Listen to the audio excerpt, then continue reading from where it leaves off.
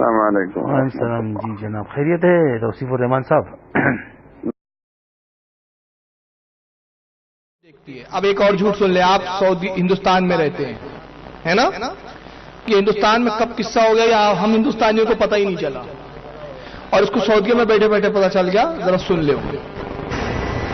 ملک فیصل کا وہ واقعہ مجھے یاد ہے جب ان کا پہلا دورہ تھا انڈیا کے لیے، کسی سعودی حکمران کا پہلا دورہ، انہوں نے ایک ہی شرط لگائی تھی، میں انڈیا کے دورے کے لیے تیار ہوں لیکن امام عبدالعزیز کا بیٹا ہے، مواحد کا بیٹا ہے، شرط یہ ہے میری نظر تمہارے کسی بت پہ نہ پڑے، اور جہاں بت پہ نظر پڑ جائے گی ملک فیصل اپنی گاڑی کو واپس موڑ لے گا اور واپس آ جائے گا، وہ تمہارے ملک میں نہ ٹھہرے گا۔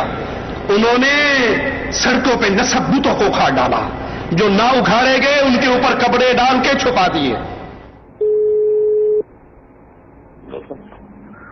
السلام علیکم۔ وعلیکم السلام۔ جی جناب، خیریت ہے توصیف الرحمان صاحب؟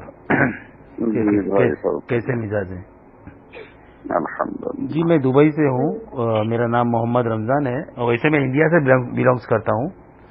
تو شیخ صاحب میں یہ جاننا چاہتا تھا کہ آپ نے کی ایک میں نے ویڈیو دیکھی تھی، کل رات میں ہی دیکھی تھی، تو اس میں آپ کہہ رہے تھے کہ ملک فیصل صاحب جب ہندوستان کے دورے پہ جا رہے تھے تو ہندوستانی حکومت تھی اس وقت کی، تو یہ کس وقت کون سے سن میں گئے تھے ملک فیصل صاحب ہندوستان؟ یہ پرانی بات ہے، مطلب کتنی پرانی ہے؟ 20 سال، 25 سال، 30 سال؟ ملک فیصل کے دور میں ہی وہاں جو جماعت الحدیث کا رسالہ نکلتا تھا اس کے اندر یہ بڑی تفصیل چھپی تھی، اس پہ نظم بھی لکھی گئی تھی۔ جی جی جی جی، مگر کتنا سال ہوا؟ 30 سال، 35 سال، 40 سال، کتنا وقت ہو گیا ہے؟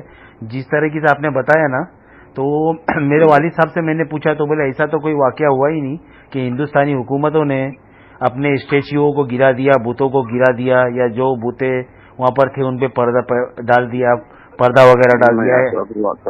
یہ تو آن دی ریکارڈ ہے۔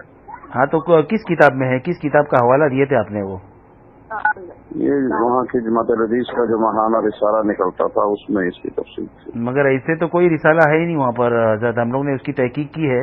ہندوستان میں ایسا واقعہ آج سے 80 سال تک نہیں ہوا، ہندوستان کی آزادی کو 75 سال ہو گئے، مگر 75 سالوں میں ایسا واقعہ کبھی ہوا ہی نہیں ہے۔